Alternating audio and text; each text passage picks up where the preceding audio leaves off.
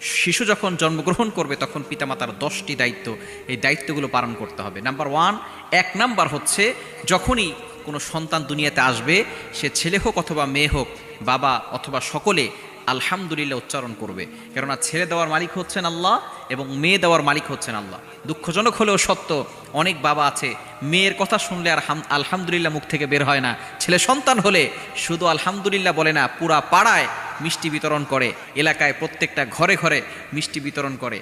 সুতরাং এই খুশি আপনি ছেলের বেলায় উদযাপন করলেন আর মেয়ের বেলায় উদযাপন করলেন না, এটা হচ্ছে জাহিলি যুগের কৃষ্টি কালচার। এই কৃষ্টি কালচার থেকে আমাদেরকে দূরে সরে আসতে হবে। আল্লাহ তাআলা সূরা শুরায়ের 48, 49, 48, 49 নম্বর আয়াতে জানিয়ে দিয়েছেন, ইয়াহাবু লিমান ইয়াশাউ ইনাথাম ওয়া ইয়াহাবু লিমান ইয়াশাউ যুকুর। এই কন্যা সন্তানও আল্লাহ তাআলা দেন এবং আল্লাহ তাআলা যাকে ইচ্ছা ছেলে সন্তান দান করেন, যাকে ইচ্ছা কন্যা সন্তান দান করেন, যাকে ইচ্ছা আল্লাহ তাআলা বন্ধা রেখে দেন।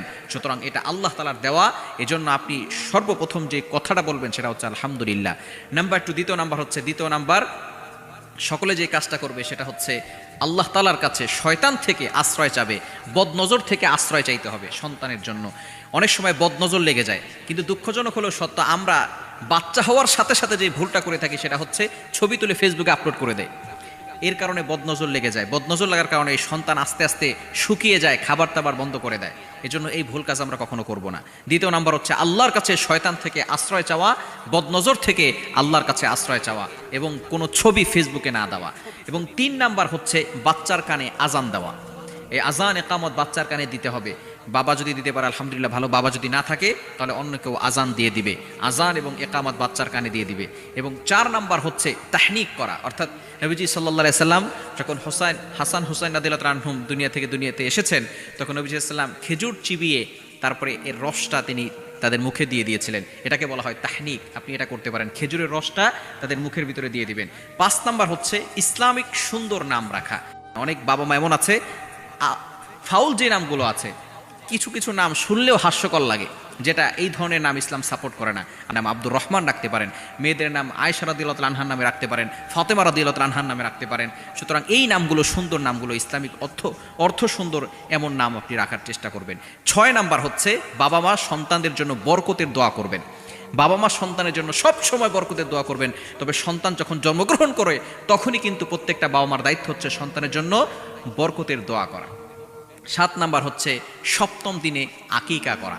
আকিকা করা হচ্ছে 7ম দিন আকিকা করবে, এটা 7 নম্বরে আকিকা করবে 7ম দিনে। তবে যদি কেউ 7ম দিনে করতে না পারে 14তম দিনে করবে।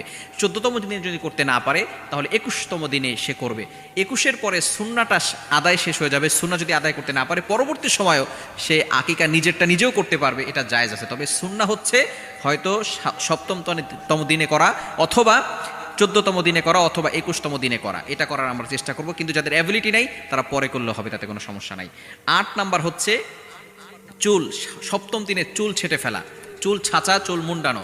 এবং 9 নাম্বার হচ্ছে যতটুকু চুল ছেঁচে ফেলবে এবং কেটে ফেলার পরে এই চুলের ওজন করে সেই পরিমাণ রূপা অথবা রূপার সমমূল্য টাকা ডোনেশন করে দেওয়া, দান করে দেওয়া। এটা আপনি খুশিতে আল্লাহ তাআলাকে দিচ্ছেন যে আল্লাহ তাআলা আমাকে একটা সন্তান দিয়েছেন। কত বাবা মা এমন আছে আমাদেরকে ফোন দিয়ে বলে, হুজুর আমার সন্তান হচ্ছে না, একটা সন্তানের ব্যবস্থা হলে ভালো হয়, একটু দোয়া করবেন।